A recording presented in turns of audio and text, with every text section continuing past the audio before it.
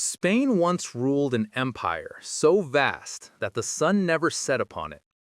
From the mountains of Peru to the ports of Manila, from the Caribbean to the heart of Europe, one crown commanded the most extensive realm the world had ever seen. It was the first truly global empire, a network of power, wealth, and faith that stretched across oceans. But behind the glittering surface of gold and silver lay the seeds of collapse. Spain, more than any nation before it, proved that too much money can destroy a kingdom faster than poverty ever could. When Christopher Columbus crossed the Atlantic in 1492, Spain had just completed its Reconquista, the centuries-long war to reclaim the Iberian Peninsula from Muslim rule. The country was united, ambitious, and hungry for glory. What its monarchs, Ferdinand and Isabella, wanted now was wealth to match their power. And in the New World, they found it. Within a generation, Spanish conquistadores had overthrown the Aztec Empire in Mexico and the Inca Empire in Peru. From those conquests came rivers of treasure. Not only the gold artifacts looted from temples and palaces, but something far more valuable, the mines. Beneath the Andes lay deposits of silver so vast they seemed infinite. At Potosí, a single mountain, known as the mountain that eats men, yielded such enormous quantities of silver that it became the beating heart of Spain's empire. Tens of thousands of indigenous laborers, enslaved under brutal conditions, dug day and night to extract the metal that would fuel Europe's economy for the next century. Between 1500 and 1650, Spain imported more silver than all of Europe had mined in the previous 1,000 years. To the Spanish crown, it looked like divine providence, as if God himself had chosen Spain to be the richest and most powerful empire on earth. And for a time, it was. Treasure fleets carried gold and silver across the Atlantic to Seville, where coins were minted, debts were paid, and wars were funded. Spanish galleons sailed east to Manila, trading silver for silk, spices, and porcelain from China. The flow of bullion connected continents that had never before been linked. For the first time in history, a truly global economy existed, and Spain sat at its center. But there was one problem. Spain had mistaken treasure for wealth. The silver was real, but its value was fleeting. When too much money floods into an economy, it doesn't create prosperity, it destroys stability. In Spain, prices began to rise almost immediately. Bread, clothing, and tools became more expensive. A century later, prices had quadrupled. The peasants and artisans of Spain found themselves poorer than before, even as their nation was drowning in riches. Economists later call this the price revolution, the first great inflation in world history. The cause was simple. Silver was abundant, goods were not. Too much money chased too few things to buy, and when that happens, money itself loses meaning. While Spain's commoners struggled, its nobility lived as though the wealth would never end. The royal court spent lavishly on palaces, pageants, and endless wars. Merchants imported silks and furniture from Italy and Flanders. Gold-plated luxury became a way of life. But all that spending had a hidden cost. Instead of investing in industries that could generate wealth at home, Spain poured its fortune into consumption. Italian shipbuilders, Dutch traders, and German bankers grew rich selling to Spain. Meanwhile, Spanish manufacturing withered. Why build factories, after all, when treasure ships arrived every year? The empire became dependent not on productivity, but on extraction. Silver from the Americas paid for everything: wars, luxuries, even food. The more Spain imported, the weaker its own economy became. And then came the wars.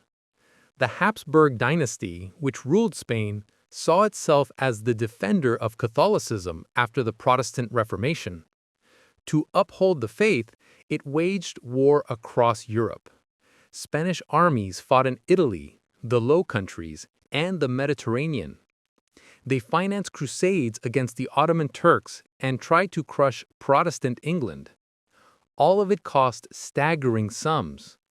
The Spanish Armada alone, the massive fleet launched in 1588 to invade England, required millions of ducats. When the Armada was destroyed by storms and English fire ships, Spain lost not only its fleet, but also its financial footing. Yet the wars continued. The 30 Years' War, which ravaged Europe from 1618 to 1648, devoured Spanish silver at a terrifying pace. Treasure that could have built cities or schools instead vanished into battlefields. And still, the crown borrowed more. Spain's kings took loans from powerful banking families. First, the Fuggers of Germany, then the Genoese financiers of Italy. These bankers advanced money on the promise of future treasure fleets. In theory, it was a perfect system. Borrow now, repay later when the next shipment of silver arrived. But if the ships were delayed, lost in storms, or seized by enemies, the entire system collapsed, and that happened often. Spain defaulted on its debts 4 times in the 1500s alone: 1557, 1575, 1596, and 1607. Imagine the richest empire in history, sitting on mountains of silver, declaring bankruptcy every 20 years. That was Spain's reality.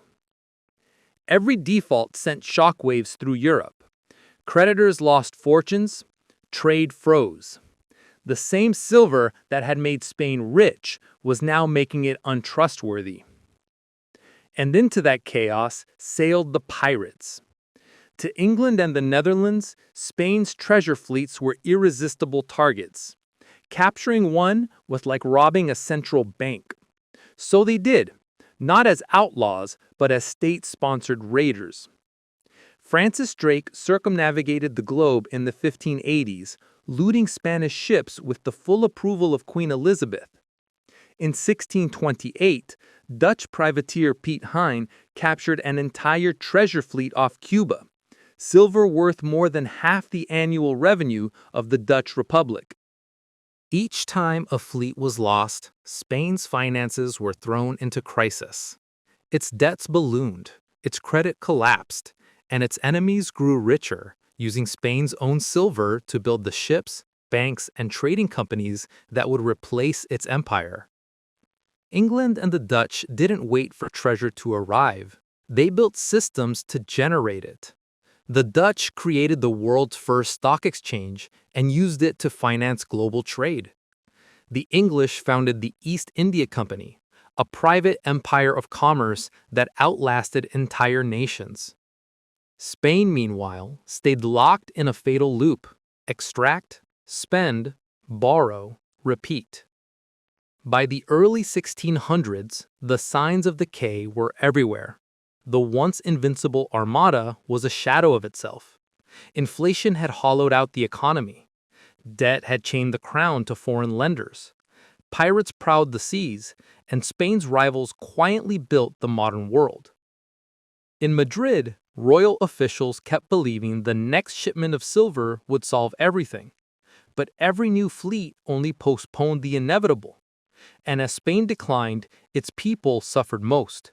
Farmers and laborers paid heavy taxes to support wars they'd never see. Food prices soared. Wages stagnated. Even the church, once the moral center of Spain, grew fat on silver tithes while peasants starved. The empire that ruled half the world couldn't feed its own people. By the late 1600s, Spain was living on reputation alone. Its colonies still stretched across oceans, but their profits no longer reached Madrid. Corruption spread through every level of government. Armies went unpaid, Ships rotted in harbors. The richest empire in history had become a debtor, trapped by its own success. Meanwhile, its rivals rose from the wealth Spain had thrown away. The Dutch built banking systems that financed global trade. The British turned colonies into productive economies, creating industries that would fuel the Industrial Revolution. Spain's empire was built on extraction. Theirs were built on creation. One was finite, the other self-replicating. And history proved which model lasted. By the 18th century, Spain's decline was undeniable. Britain ruled the seas, the Dutch dominated finance, and Spain, once the envy of the world, had become a warning. But the story doesn't end in the past. The deeper lesson runs through every age. Spain's collapse was not just about silver or ships. It was about the illusion of wealth, the belief that money itself can make a nation strong. The same pattern has repeated for centuries. In every era, societies chase easy prosperity. The silver mines of the 1500s, the credit booms of the 1900s, the printing presses of today. Each time, the story begins with abundance and ends in collapse. Spain's peasants watched silver pour into Seville and wondered why life was getting harder. Today, workers watch prices rise faster than wages and wonder the same. Inflation, debt, and overconfidence, the old poisons just wear new names. Even the pirates have modern counterparts. Spain's treasure fleets were vulnerable because all their wealth traveled together. One storm or ambush could trigger a crisis. Today, wealth is concentrated in global financial systems, too big to fail banks, massive funds, or single points of economic failure. When one collapses, the shock ripples outward, just as a lost treasure fleet once did. Spain's tragedy was not that it lacked wealth, but that it misunderstood it. True wealth isn't what you dig from the ground.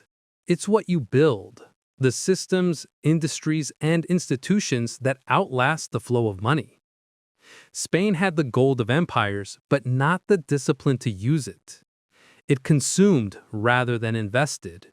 It spent rather than built. And it paid the price. By the time the last great treasure fleet sailed, the Spanish Empire was living on borrowed glory. The silver that once dazzled the world had become its curse. Proof that even the richest nations can rot from the inside when they mistake money for strength. The lesson endures. Treasure is not wealth. Silver is not security. Real power comes from productivity, from the systems that create value long after the gold runs out. Spain ruled the world and bankrupted itself in the same breath. And every empire that confuses money for wealth walks that same path. From gold to glory to dust. If you want to understand the next collapse before it happens, don't just watch history, learn from it.